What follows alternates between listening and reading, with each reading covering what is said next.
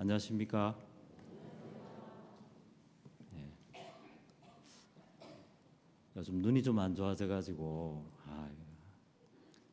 참 불편하다 생각했는데 잘 안 보이니까 좋네요. 이런 많이 계시는데. 예. 여기 성경 말씀 보겠습니다. 누가복음 13장 말씀 보겠습니다.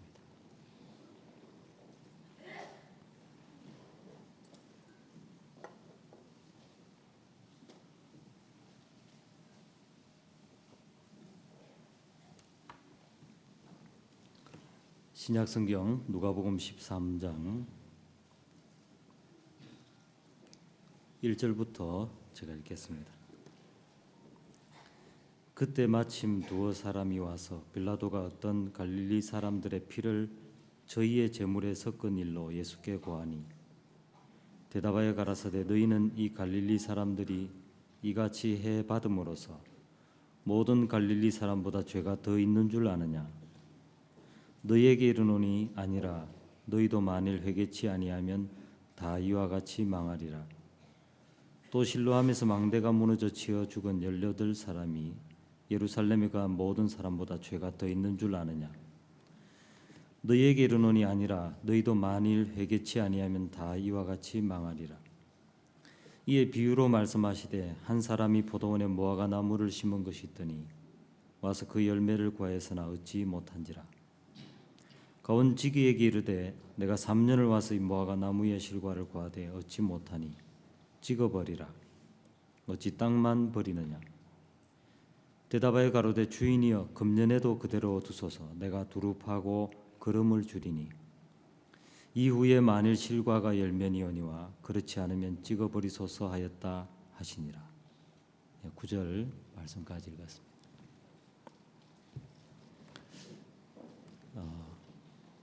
그럼 저는 행복이 제가 꿈꾸는 곳에 있다고 이런 생각을 많이 가졌었는데 자신을 발견하는 곳에 행복이 있었습니다.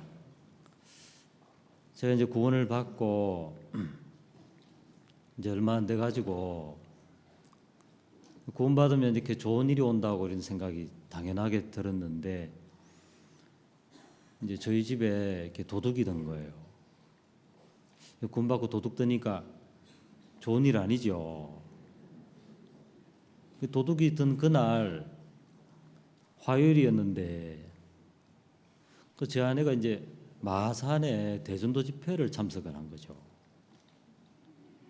이제 부산에서 마산까지 그 먼 데를 왜 가냐 제가 처음 몰라가지고 그랬는데 그 바람에 이제 사람은 아무도 없었고 우리 집이 이제 다 털려버렸어요. 털렸다고 하니까 뭐 있는 것 같지만 가진 건 하나도 없었거든요.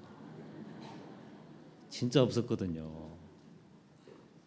그 이제 10원짜리 그 버리기 뭐가 모아놓은 돼지 저금통 큰 거 하나 있었는데 그건 안 들고 갔더라고요. 그 다 모아봤자 얼마 안 되니까. 근데 막 아수라장이 됐는데 뭐 너무 좀 상황이 그렇더라고요. 그런 이제 다시 교회 가서 말씀을 들으니까 범사의 그를 인정하라. 그리하면 네 길을 지도하시리라. 하나님이 이를 허락하셨다는 거죠. 야, 이해가 안 되는 거예요. 근데 그를 인정하라. 그리하면 이제 내 길을 지도하신다고 하니까 이거 하나님 하셨구나. 그럼 도둑이 온 거 보니까 훔쳐갈 게 있는 건데 뭘 훔쳐갔구나. 그 제 아내한테 여보 없어진 거 없냐? 없다 하더라고요. 다시 또 이제 없어진 거 없냐? 그 이제 며칠 뒤에 또 물어보니까 있다 하더라고요.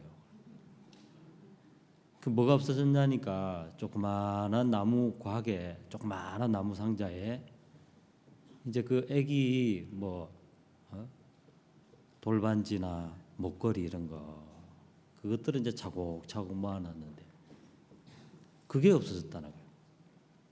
역시 도둑은 도둑이죠. 그 어디 있는지 알아. 그걸 딱 찾아간 거예요. 저는 잘 감각이 없어가지고 그거 얼마 정도 되느냐고 물어보니까 세상에 그 조그마한 과게 든 것이 한 300만 원 된다는 거예요. 깜짝 놀랐거든요. 그러니까 폐물이죠.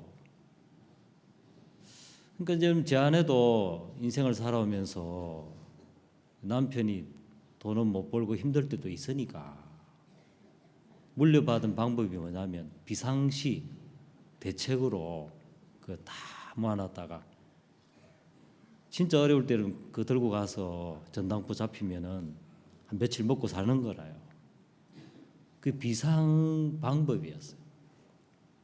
그걸 이제 하나님 도둑을 보내셔가지고 들고 갔다는 것을 알게 되니까 하나님이 야, 내 마음의 방에 하나님 말고 의지할 걸 두고 하나님 물질 주십시오.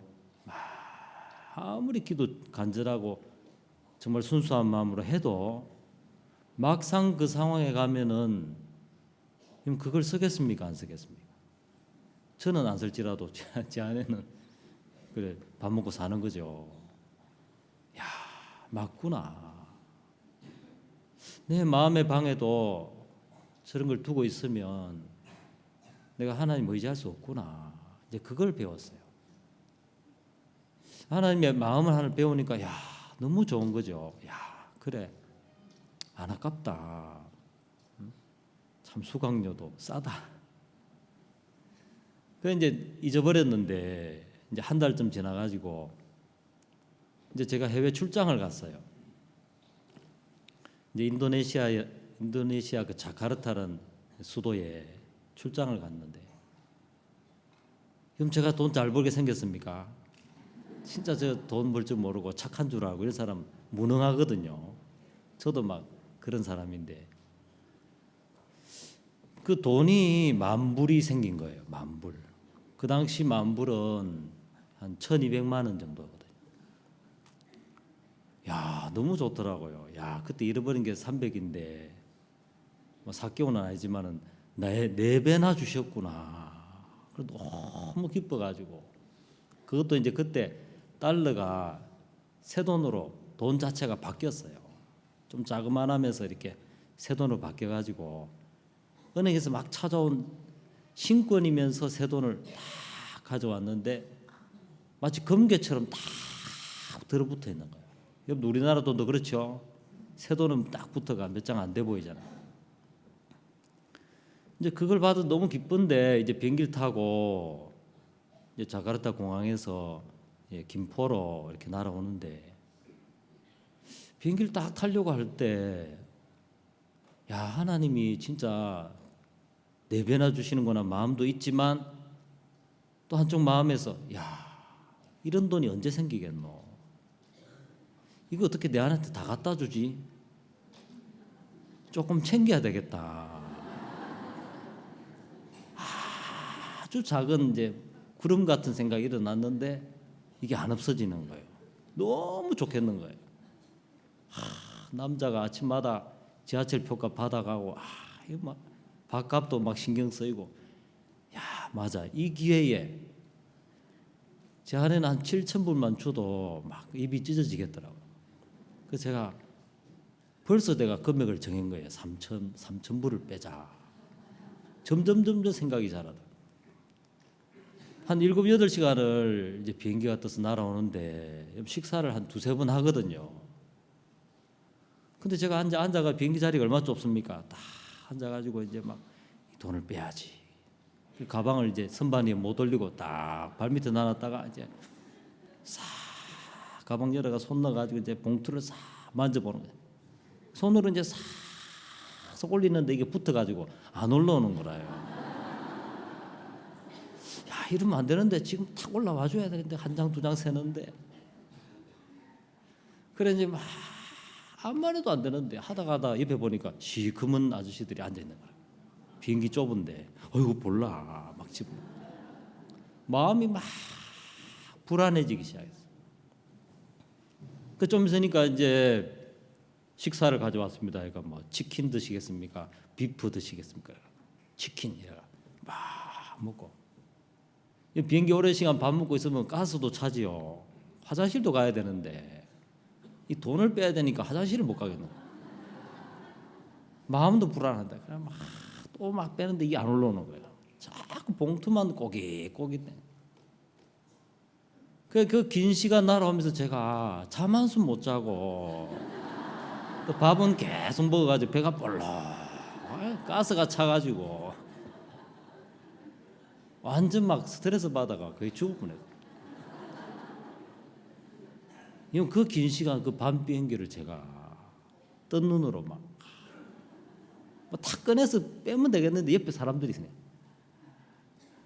그래 이제 막 도저히 피곤해가지고 포기하는 게 아니고, 맞아, 김포공항에 도착하는 뒤에 부산 내려가는 비행기를 탈 때 국내선을 갈아타니까 그때 시간이 있구나.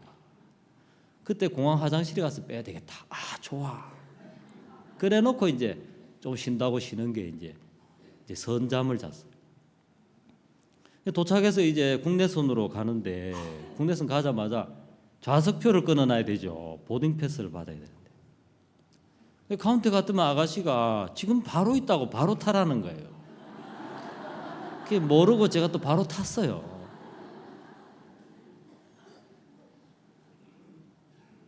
타고 보니까 또 잊어먹은 거죠. 아 이걸 못 뺐다.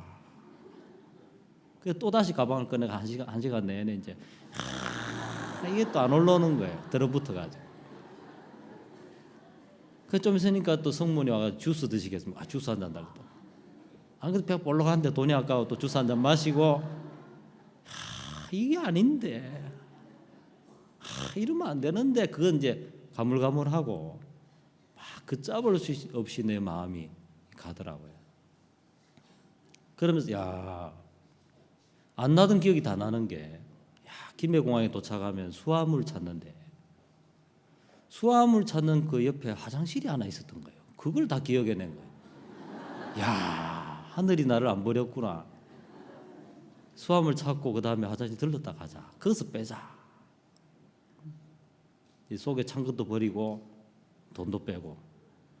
이제 그래 마음 먹으니까 또 이제 다 이따 내려가지고 이제 수화물을 찾는데 빙빙빙빙빙 물건이 나오는데 이제 제 걸 찾아가지고 카트를 이제 화장실 쪽으로 다 이제 틀려고 하는데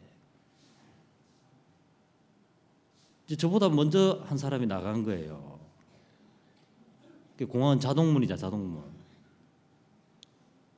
그 제가 이제 화장실로 다 돌려고 하는데 앞에 한 사람 때문에 자동문이 치 열리면서 그 한가운데 제 아내가 여보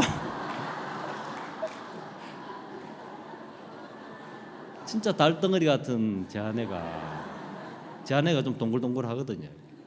여보 저는 막 시커매가 파김치가 돼가 눈이 빨갛게 해가지고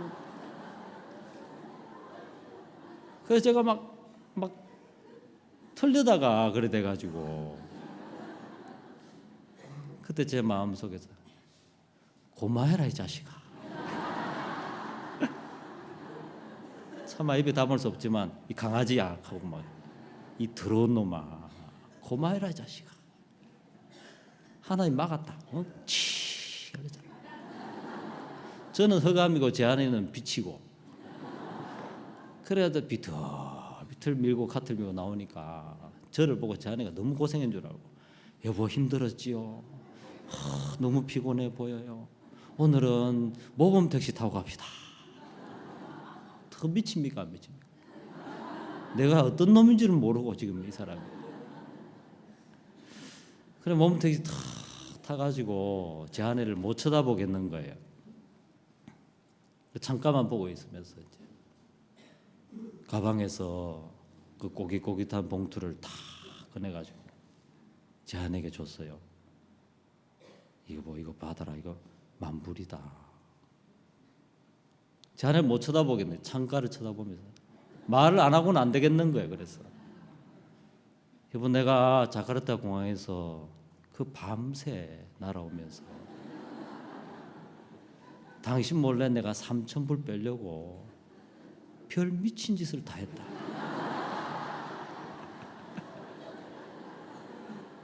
지금은 웃지만 저는 거의 지옥에 간 기분이었어요. 단지 포기했을 뿐이지. 이번 내가 그거 삼천불 빼서 뭐 하려고 했는지 당신 알면 미칠 거다. 자꾸 어두운 마음만 나더라. 여보, 나 이런 놈이야. 당신 나 믿지 마라. 진짜 포기하고. 너무 좋았겠지요.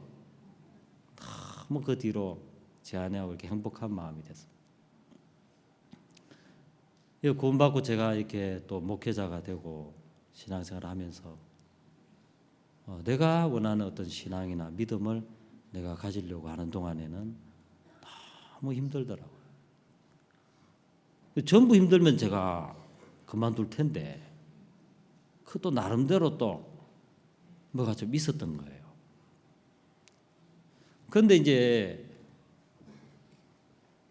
오늘 누가복음 13장의 가원지기가 이제 무화과에게 일하는 것처럼 하나님의 종은 저를 정말 하나님이 기뻐하신 쪽으로 이끄시려고 막 하시는데 저는 전혀 모르니까 또 모르면서도 이러면 또 모르는 사람이 또 좀 고집이 셉니까 안 셉니까? 세잖아요.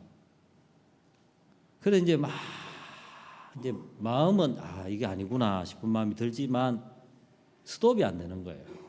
그래도 내가 교회와 함께 하고 믿음으로 살려고 또 하고 있고 또 저렇게 막 악랄하고 나쁘게 하는 사람보다는 제가 좀 착한 거예요.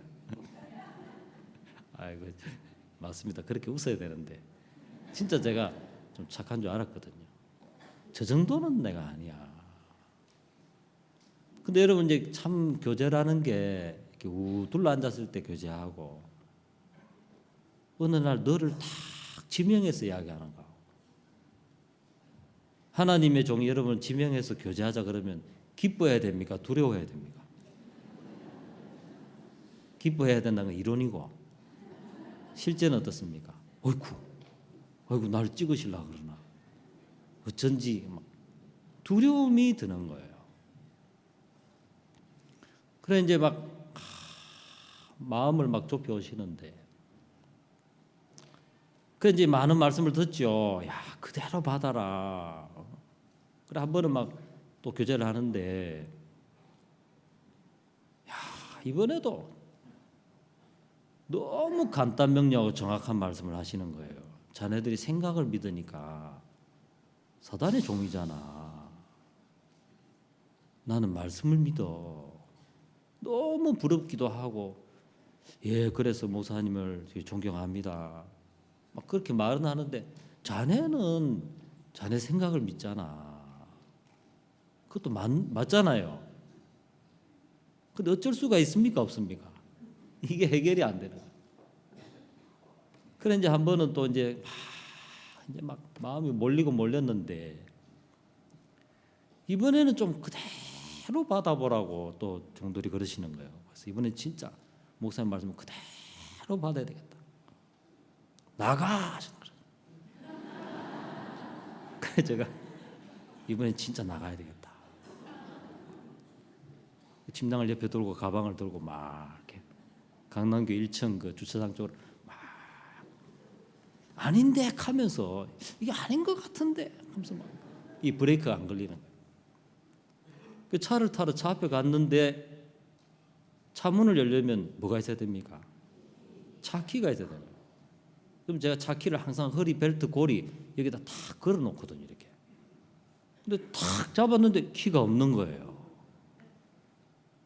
차 키가 없으니까 차 키를 찾을 때까지는 차가 없는 거와 마찬가지니까 차 키가 분명히 있었는데 저는 막 그런 분 좀 꼼꼼해가 딱 끼워 놓는데 아무리 찾아도 없는 거예요. 그러니까 침낭 끼고 가방 들고 멍하게 서 있었어. 이상하다. 그 차 키가 어디 갔지? 마음에서 이게 아닌가 보다. 그래 일단 차 키는 찾아야지. 다시 침낭 들고 가방 들고 다시 쫑쫑쫑쫑 들어오니까 목사님들이 좋아하시더라고. 그래 앉아서 또 교제를 들으니까 그것도 아닌 거예요. 그 나중에 마치고 갈 때 차 키가 또 가니까 또 차 앞에 갔는데 차 키가 있는 거예요. 이 허리벨트 고리에 그러나 이게 말려가 안쪽으로 들어가 있었던 거야. 이게 한 바퀴 돌아가지고 안쪽으로. 안 그랬으면 그날 제가 어디 갔을지 모르겠어요. 차는 그렇게 하셨더라고. 그 여러분 이제 사역을 못 하고 형제로도 있으면서 마음도 좀 낮추고 또 정말 이 교회가 은혜를 베풀어 주시는 거는 것도 마음으로 좀 와닿고 그랬는데 또 목사님은 끝까지 너희들 사탄의 종이야. 생각을 믿잖아. 너희들 기쁜 속의 성교 사역자가 아니야. 맞지 않습니까? 맞구나. 또 나가라고 하시나. 그 제가 이제 진짜 나간다고 치자. 내가 어디로 갈 거냐.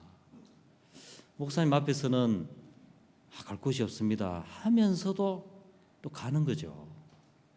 야, 이 참 거짓되다 이거. 진짜 내가 갈 데가 없구나. 그러면서 이제 제 마음에 하나님께 이제 간절히 기도를 했어요. 다른 거 아무 소용없는 것 같습니다. 목사님 진짜 하나님의 종이신데 목사님과 제 사이에 무엇이 있습니까? 하나님. 그거 정말 해결받고 싶어요. 아마 그렇게 기도해 본 적이 아마 별로 없었던 것 같습니다. 근데 이제 있으니까 다시 사역자들 오라고. 그래 집무실 올라가니까 목사님 자네들 우리 선교 사역자 아니야. 그렇지. 이해합니까? 안 합니까? 전에도 이제 예는 했지만 그래도 뭔가 이런 마음이 내게 있었어요. 제가 마음이 그렇습니다. 그럼 자네들 사직서 써. 사직서를 쓰라는 거예요. 그 사직서 쓰고 이름 쓰고 하는 거 제가 아는데 또 막 일일이 종이를 들고 오셔가지고 한 장씩 받아. 한 장씩 일일이 주시는 거예요. 그냥 주시면 될 텐데 일일이 한 장씩 주시면서 그럼 또 자 위에 써. 자 사직서. 그다음 이름 이 이름. 그다음 저는 오늘부터 기쁘석의 선교회 목회자가 아닙니다. 이렇게 써. 그다음 날짜 써. 일일이 다 얘기하시고 그대로 쓰면서 뭔가 좀 느껴지는 거예요. 그리고 빨리 제출해. 다 걷어가 탁탁 앞에 놓으시고 자 이제 사역서 받아서 자네들은 지금부터 사역자가 선교회 사역자가 아니야. 전에 제가 그런 얘기 들으면 저래 말씀하시지만 그래도 우리한테 은혜 빌려고 그래. 이런 생각이 있었어요. 그날 제가 맞습니다. 내가 이 생각이 처리가 안 됐는데 어떻게 내가 사역자 아니 맞습니다. 아니라는 말씀이 맞습니다. 자네들 내 말 들을 텐가? 꼭 제 마음이 이제 갈멜산 꼭대기에 섰던 것 같아요. 바알이 참 신이냐? 그 엘리야의 하나님이 참 하나님이냐? 엘리야는 한 분이었고 바알은 많은 사람들. 제가 마음에 만나고 경험한 하나님 참 하나님이냐? 저분이 하나님 참 하나님이냐? 꼭대기에 섰던 것 같아요. 내 말 들을 텐가? 하나님이 이제 창세기에서 이미 우리를 보고 항상 악할 뿐이라고 하셨어. 누가요? 하나님이. 그랬구나. 하나님이 이미 나를 그렇다고 말씀하셨구나.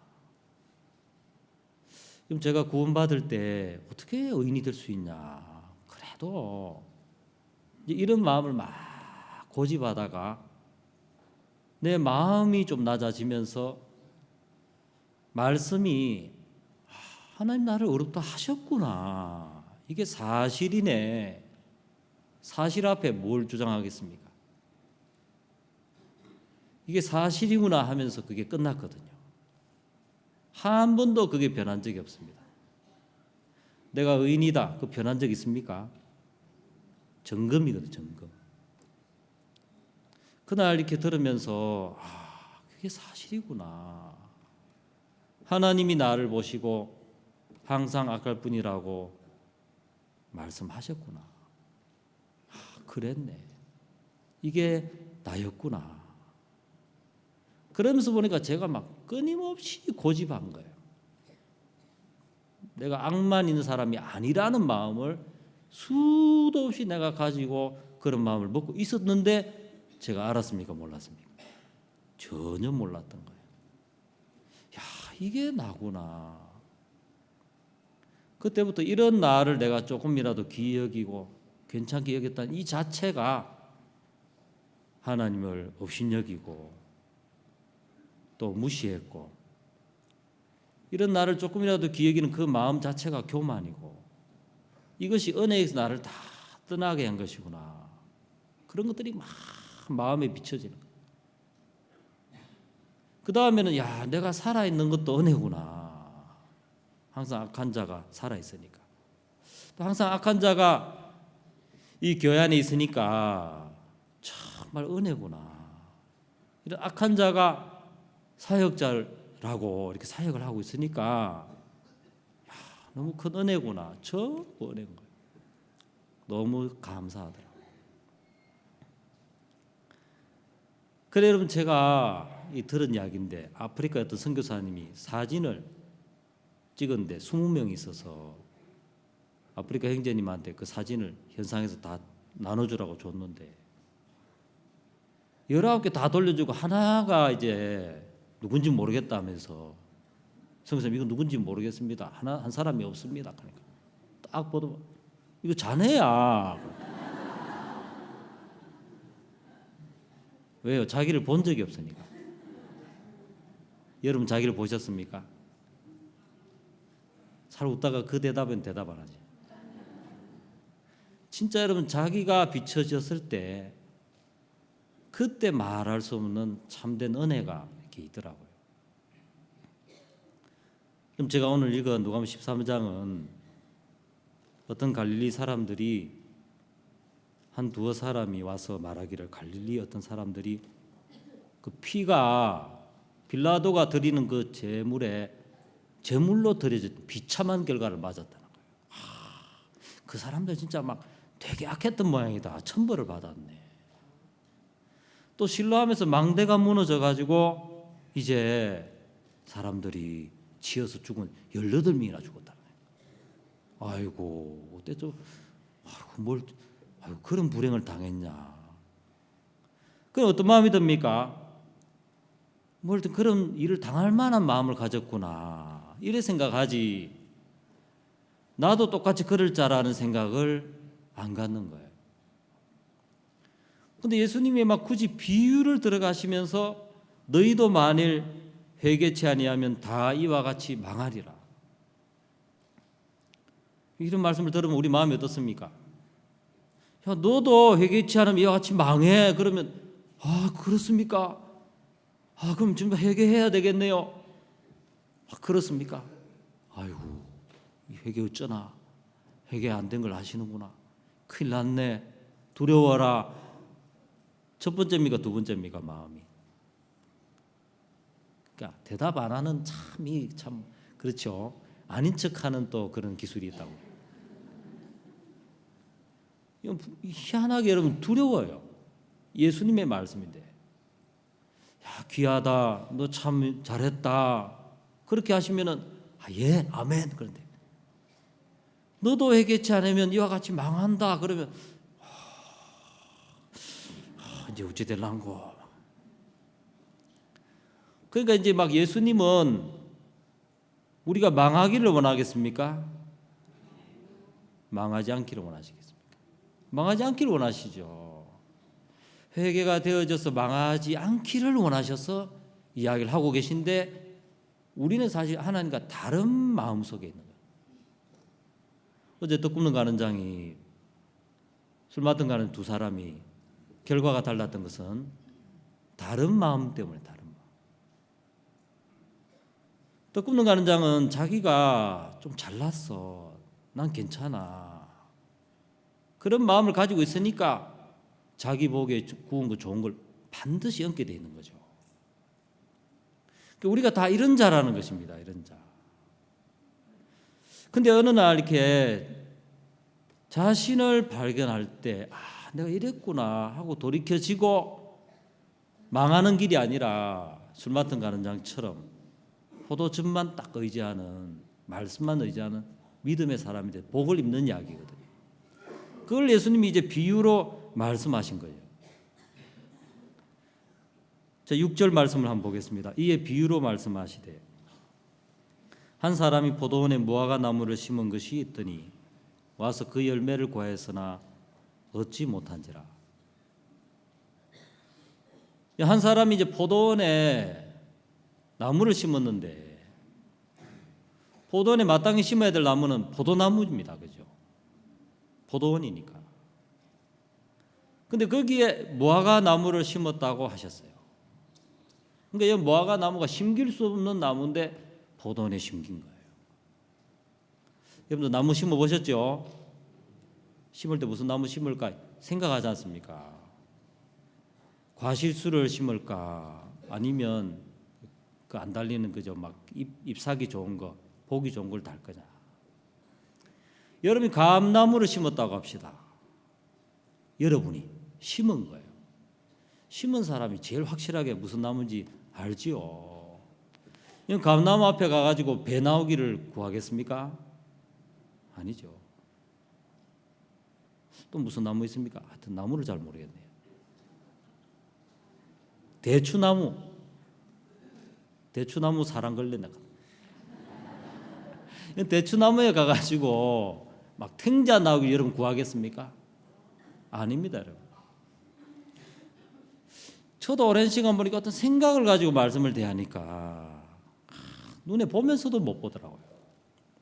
여기 보니까 무화과 나무를 이 주인이 심었는데 와서 열매를 내놓으라 그랬어요. 입을 수 없는 은혜를 입고 구원을 받아가지고 우리 교회 안에 들어왔는데, 예수님 안에 들어왔는데, 너 열매 좀 내놔봐. 그럴 때 우리 마음에서 믿음의 열매를 내놓으려고 합니까, 안 합니까? 기가 막히게 그게 너무 맞아버려요. 근데 말씀을 보니까 그 열매를 구해서나 무화과를 내놓으라는 거예요. 무화과 나무가 무화과 내놓는 것은 가리지만 않으면은 너무 쉬운 거죠. 자연스러운 거죠. 근데 이제 이 열매를 3년 동안 안 내놓은 거예요. 무화과가 정말 즐거웠겠습니까? 평안했겠습니까? 괴로웠겠습니까? 괴로운 거예요. 제가 한 번에 양견 샵에 신방 갔는데, 걔한테 신방 간 건 아니고 그 주인을 만나러 갔어요. 그 똥개가 한 마리 있었어요. 주인 어머니, 할머니가 이제 똥개를 불쌍하다고 이제 그 양견 샵에서 기른 거예요. 그 똥개가 애완견 짓을 하는 거예요. 분명히 똥개인데 막 배가 꽉 차, 가스가 차가지고 꼭 옛날에 저 비행기 안에서 그런 것처럼 똥개 짓을 해야 되는데, 참다가 막 문을 막 끌거니까 할머니가 문 열으니까 탁 나가서 똥개다운 짓을 하고 이렇게 들어오더라고요. 이 무화과 나무가 무화과 내놓으면 되는데 그거 안 내놓으니까 얼마나 힘들어요. 안 그래도 힘든데 어느 날 마침내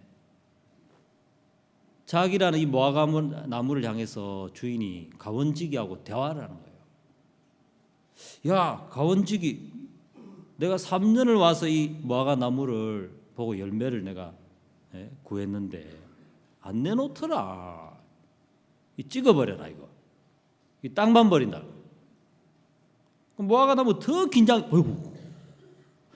전에 믿음이 될 것 같다가 안 됐는데 이번에는 진짜 믿음 열매 맺어야 되겠다. 막 이런 마음이 들지. 어렵고 힘들기만 한 거죠. 왜? 모르니까. 근데 여러분, 가원지기가 금년에도 그대로 좀 주십시오. 제가 두릅하고 거름을 주겠습니다. 그래서 열매가 안 맺히면 그때 찍으십시오. 이렇게 하고 이야기가 끝난 거예요. 그럼 이 가원지기의 말이 주인에게 맞는 말이었던 것입니다. 그 주인이나 가원지기는 어떻게 해야 될지를 알고 있는데 이제 이 무화과 나무가 모르고 있는 거예요. 가원지기가 이제 막 두루 팝니다. 막 두루두루 팠다, 두루 팠다. 두루 팠다는 것은 가리운 곳이 없다. 360도 팠다는 거죠. 가리운 곳이 없도록. 위에 몸통입니까? 뿔입니까? 뿔이죠. 하나님의 말씀을 살아서 우리 마음을 비춰주시더라고요. 파니까 뿌리가 드러나는 거죠. 여러분 땅 파는 게 얼마나 어려운지 아십니까? 저도 진짜 땅 안 파봐가지고 한 파보니까 막 진짜 힘들더라고요. 땀은 누가 흘리냐면 가원지기가 막 땀을 흘리고 이렇게 하면 이 무화과가 하나님 기뻐하시는 무화과가 돼 하면서 막 가원지기가 막 굳은 마음으로 신실하게 막 파는 거죠. 그 무화과는 두 가지가 보이는 거예요. 왜 나를 이렇게 괴롭게 하시지? 굳이 내 마음을 이렇게 파셔야 되나? 그런 거 하나. 하나는 그러다 보니까 뭔가 확신을 가지고 나를 위해 마음을 쏟고 애쓰시는 가원지기가 그 땀방울이 보이는 거죠. 그래야 이제 쭉 파지니까 이제 속이 보입니까 안 보입니까? 예레미야 17장에 보니까 만물보다 거짓되고 심히 부패한 것은 뭐라고요? 뒤에 자동으로 나오네요. 마음이라. 근데 더 놀라운 건 그게 아니고 누가 능히 이를 알리오마는 그랬습니다. 우리의 어떤 능력으로 우리의 능으로 이걸 알 수 있다는 것입니까? 모른다는 것입니까? 모르는 것입니다. 무화과 나무에게 무화과 내놓으라 그랬는데 그걸 모르는 거라. 그 막 자기가 무화과 나무인데 들어올 때 무화과 나무였으니까 들어와서도 무화과 나무지요. 무화과 나무가 포도원에 들어 한 10년 지나면 포도나무 됩니까? 그런 거 안 보셨죠? 근데 전혀 모르는 거예요. 그런데 이제 막 두루 파서 막 뿌리가 드러나니까 맞아. 내 근본 자체가 무화과지. 그렇게 이제 가원지기가 파주고 해서 깨닫는 거지. 절대 자기 어떤 능력으로 못 깨닫게 돼 있는 게 바로 내 마음이 만물보다 거짓되고 전혀 선이 없는 악분이란 것은 못 깨닫게 돼 있는 것입니다. 그러니까 마귀가 다른 건 다 말씀 깨닫고 막 해도 이게 너무 중요한 거니까 이건 못 깨닫도록 하기 위해서 막 너는 또 괜찮아. 네가 뭐 그리 악해. 너도 복음 위에 살았잖아. 더 네가 마음을 쏟고 열심히 해봐. 그래 또 나중에라도 저기 마음 맞추면 되지. 막 별별 소리를 다 한 거죠. 뭘 모르게 하려고요? 만물보다 거짓되고 심히 부패한 것이 바로 내 진짜 모습인 것을 모르게 하려고. 하나님은 이제 가원지기를 세워 막 두루 파가지고 거름까지 주는 거예요. 거름 똥찌개 지려면은 자신을 낮춰야 되죠. 무화과 나무가 낮추는 게 아니고 가원지기가 마음을 낮춰가지고 이제 똥 풀어 가는 거예요. 옛날 여름 농사 지을 때 막 이게 그 저수지 같은 거 있죠. 똥만한 저수지. 그게 팥죽처럼 막 두껍게 돼 있잖아요. 그 구수한 냄새가 나는데 작대기로 이제 가운데를 막 찢어야 돼요. 그럼 진짜 심각한 냄새가 나죠. 그걸 이제 똥바가지로 헬멧 같은 거에 작대기가 팍 퍼면은 그래 이제 지게 그 똥통에다가 담아가지고 양쪽에 지게를 지고 이렇게 오잖아요. 그 몇 번 해야 됩니까? 갔다 왔다. 그래 국물도 튕기고 건더기도 튕기고. 하여튼 그래 막 걸음을 치고 와서 막 땀을 흘려가면서 옷을 더럽혀가면서 막 걸음을 열심히 부어주는 거라. 누가요? 그때까지 모아가가 마음이 두 개인 거예요. 나를 똥 취급하나. 내 자신 좀 알았는데.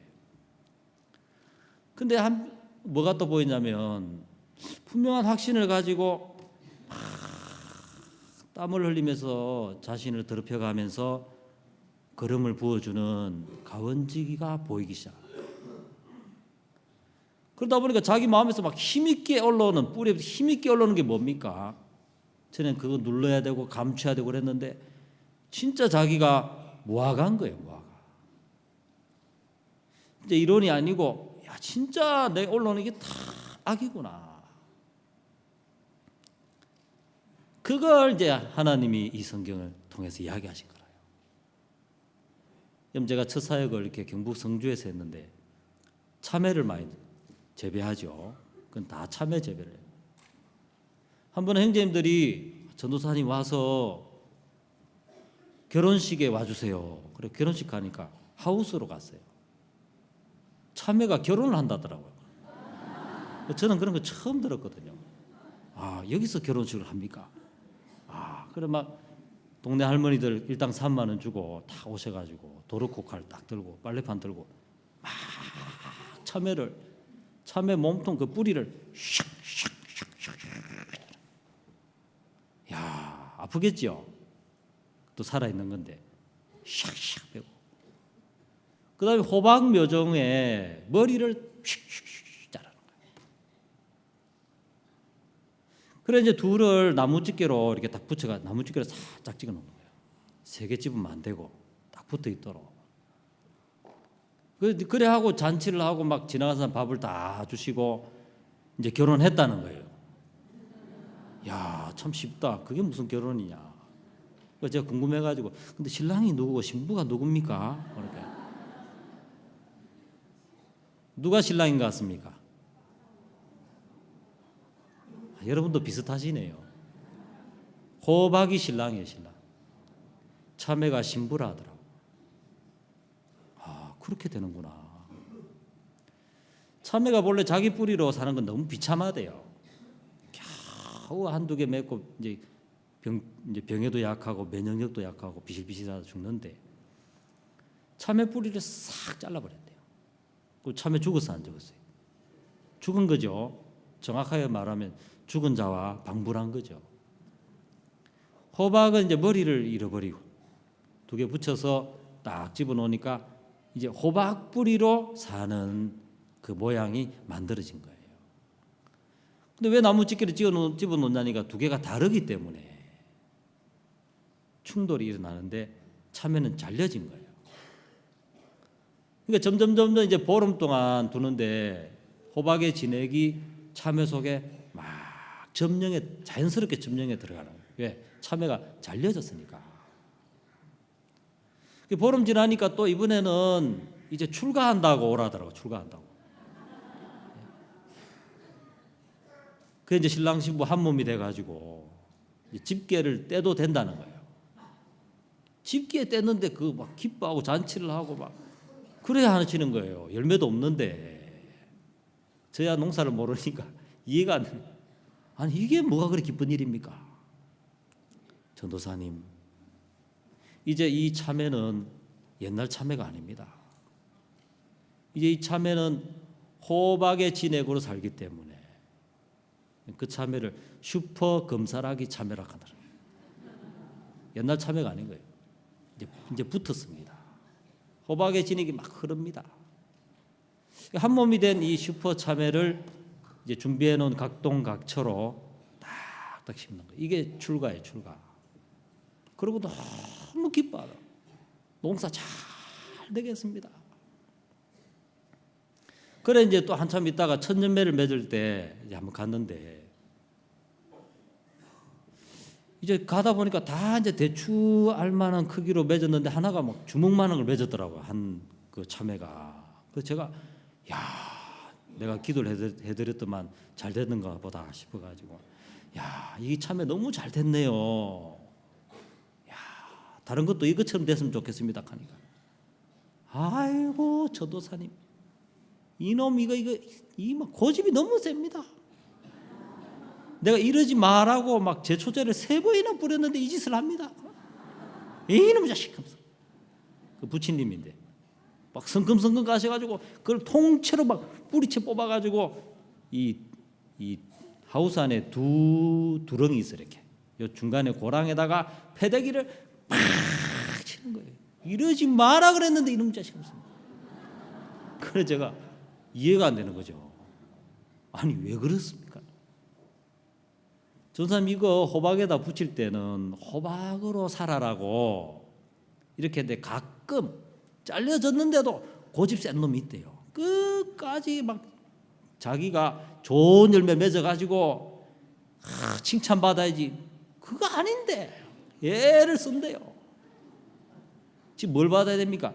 뿌리에 진액을 받아야 되는데 그게 돼야 돼. 그거 안 하고 막 이래 아니야 하고 제초제를 3번이나 줬는데도 그래가지고 뽑아가지고 중간에 막 패대기쳤다. 아깝지만. 그 두 번째 궁금한 게 왜 그거 밖에 버리지 또 그 안에 버립니까? 그러니까 다른 참외들이 보고 있습니다. 다른 참외들이 그동안 얼마나 헷갈렸겠습니까? 야 나는 요만큼 받 저는 이만큼이면 아이고 저래야 되는가? 저 칭찬 받는 건데 아이고 나는 막 책망 듣겠다 막 다른 참외가 살아 있습니다. 다 보고 있다. 뽐보기로 한번 여기서 팍 엎어야 정신을 바짝 차리면서 아 그게 아니었구나. 이야 감사하다. 주는 대로 받는 이 복이 너무 크구나. 이러면서 호박과 참외가 마음이 흐르는 그런 하우스가 된다. 이해되십니까? 참 놀라웠습니다. 하나님 제 마음에 보니까 그 복을 주려고 하신 거죠. 사역도 신앙이고 여러분 삶이 다 신앙인데 정말 내가 들어올 때 무화과 나무였다. 하나님 내가 하나님의 뜻을 이루거나 뭘 하기를 원하신 게 아닌 거죠. 하나님과 이제 마음이 흐르기를 정말 원하시던 거죠. 그래서 마음 좀 내놔봐라. 제가 막 한다고 하지만 마음이 좀 평안해 없고 막 저렇습니다. 이렇습니다. 이러면 될 텐데 이걸 못하는 거예요. 그러니까 여러분 제가 참외 농사를 안 짓지만 지을 줄도 모르고 저는 참외가 나무에 달리는 줄 알았거든요. 그래도 이제 형제님들이 참외 농사를 지어가지고 저한테 참외를 갖다 주시면 저는 먹으면 됩니까? 안 됩니까? 무화과 나무가 맺을 수 없거든요. 근데 포도원의 주인이신 하나님이 포도즙을 그냥 주시면 그거 담아가지고 들고 나가면 됩니까? 안 됩니까? 되는데 이제 그래 한 거예요. 목사님이 한 번은 그런 얘기 하셨어요. 산소호흡기는 산소가 없어서 쓰는 거냐 고장나서 쓰는 거냐. 산소는 여러분 막 대기권 막 10kg까지 산소가 쌓여 있는 거예요. 특히 대덕산 산소가 너무 좋지요. 공기 너무 좋지 않습니까? 여기서 다 코 막고 아이고 마실라 이런 사람 바보야 아니에요. 언제 마시겠노 하면서 이렇게 마셔 정상인데 숨 쉬는 기능이 망가진 사람이 중환자실에 가서 산소호흡기를 쓰는 거예요. 그냥 마음껏 마음을 들이마시고 마음을 내쉬면 되는데 사단이 준 생각에 끌려다니니까 우리가 그 생각 하나님과 다르기 때문에 하나님 오해하게 돼 있고 말로는 나를 위하신다 그러면서 실제 마음은 두려워하고 다른 모든 이론을 버리고 마음을 닫는 거예요. 근데 마음을 열고 마음을 그냥 받아들여서 되어진 마음을 그냥 내뱉고 이렇게 하면은 분명히 우리 마음이 주님과 같아지고 깊어지고 주님이 일하시고 이렇게 된다는 거죠. 저희 할머니가 제가 할머니 이제 할아버지 사시던 곳이 경남 양산인데 어릴 때 거기서 지냈어요. 제가 이제 붕어를 잡아오면은 물고기 잡는 게 얼마나 재밌는지 붕어를 탁 잡아오면 제 할머니가 큰 대야에 이렇게 담아 놓으시고 그래 이제 거기에 저 갖고 놀아라고 한 줄 알고 저는 또 뒤에 가가지고 꼬쟁이 가지고 막 갖고 놀아. 근데 며칠 동안 두시는 거예요. 그 제가 물어봤습니다. 할머니 왜 여기다 이렇게 담아뒀습니까? 흙탕물에서 살다 왔잖니. 강물은 흙탕물이잖아요. 흙탕물. 붕어 흙냄새 나거든. 흙냄새. 샘물에 담가둔 이유는 이제 샘물이 왔으니까 샘물을 들이마시고 내뱉는 동안에 그 몸 안에 있는 배었던 찌끼들이 자꾸 빠지더라고요. 흙이 빠지고. 그래서 이제 흙냄새 안 나는 그런 깨끗한 고기가 되는 거예요. 그래, 자네가 내 말을 마음으로 들으면 될 텐데. 쉽지요? 너무 쉬운 건데. 그래서 38년 된 병자가 하나님의 말씀을, 예수님의 말씀을 그냥 그대로 받아들이면 그 말씀 자체가 힘을 주는데, 이제 물이 동하기를 뭔가 되겠지 하는 그 기대를 하고 있는 동안에 마음의 등을 돌리고 있고, 예수님의 음성은 듣지만 예수님을 향해 등을 돌렸다는 것은 필요로 하지 않는 것처럼, 그래서 하나님 말씀이 일하는 게 아니고 지식만 쌓이고 복잡해지고 어려운 삶을 이렇게 살았던 것입니다. 그러니까 여러분, 우리는 뭐 할 게 있습니까? 진짜 여러분, 오늘 여러분 귀한 은혜를 다 입으십시오. 어떤 은혜냐면 말씀이 여러분을 비춰주셔가지고, 야, 내가 이런 자구나. 하나님 앞에 내가 조금 더 선한 자가 아닌데, 그래도 내가 저 형제보다 괜찮아. 내가 저 자매보다 괜찮아. 내가 그래도 좀 이거 한 게 있어. 그럼 속에서 말해, 그 얘기 막 수십 번 들었다. 그 말도 진짜 악한 거예요. 그렇다는 인정 안 하려고. 야, 내가 정말 그런 자구나 하는 마음이 들 때 말로 할 수 없는 은혜가 있더라고요. 자, 우리 성경 한 절만 찾아보겠습니다. 잠언 12장 말씀 보겠습니다.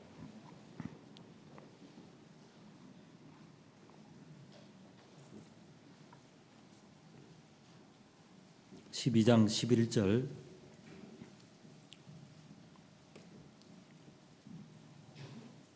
자기의 토지를 경작하는 자는 먹을 것이 많거니와 방탕한 것을 따르는 자는 지혜가 없느니라. 15절. 미련한 자는 자기 행위를 바른 줄로 여기나 지혜로운 자는 권고를 듣느니라. 그럼 자기 마음의 밭을 말씀으로 경작할 줄 아는 복, 좋은 밭이 되고 좋은 땅이 되면은 어떤 결과는 잘 심긴다는 거죠. 그대로 마음에 심긴다. 그럼 주인이 무엇을 심든지 그것이 양식이 되어서 자기도 먹을 게 많고 자기가 먹은 것을 나눠줄 수도 있고, 그러니까 자기 토지를 경작하는 자가 참 복인 것입니다. 근데 마음이 이제 방탕한 데 있는 사람, 방탕하다는 것은 허무한 것, 잡다한 것, 그런 것에 있는 동안에는 우리 속에 지혜가 역사하지 않는다는 것입니다. 그래서 요한복음 20장에 제가 보니까 예수님의 무덤을 가보니까 예수님의 무덤은 정돈되어 있었어요. 세마포와 머리를 쌌던 수건이 정돈되어 있었고, 머리를 쌌던 그 수건도 객혀 있었고, 인생의 목적은 어디다 정하느냐면, 여러분, 인생의 제일 끝에 정해야죠. 최종 목적지에다가 정하는 게 목적이죠. 우리 모두가 가야 되는 인생의 끝이 어디냐면 죽음인 거죠. 무덤인 것입니다. 그 전에 세운 모든 것은 다 허망한 것이죠. 거기다 마음을 두고 있는 동안에 정말 지혜를 얻을 수 없더라고요.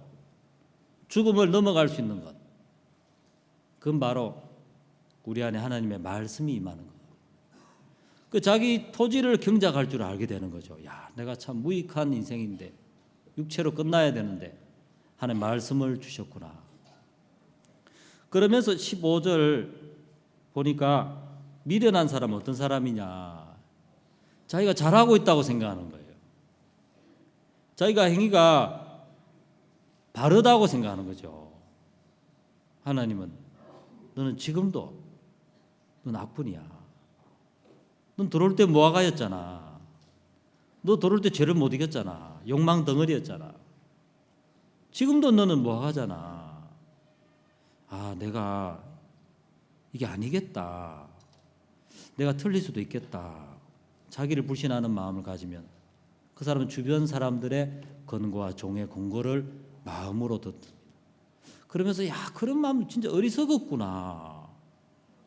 더 깊이 파여지고 더 마음이 풍요로워지고 많은 양식을 먹게 될 것입니다.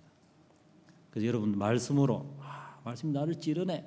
그런 게 아니고 말씀이 나를 깨우쳐 주시는구나. 야, 내가 이런 자였구나. 그런 마음이 되어서 여러분 마음에 말씀이 마음으로 와서 하나님의 마음을 만나고 호박의 진액을 참외가 받듯이 교회 안에 흐르는 주님의 마음을 마음껏 받아 누리는 복된 수양회가 되시길 바랍니다. 기도하겠습니다.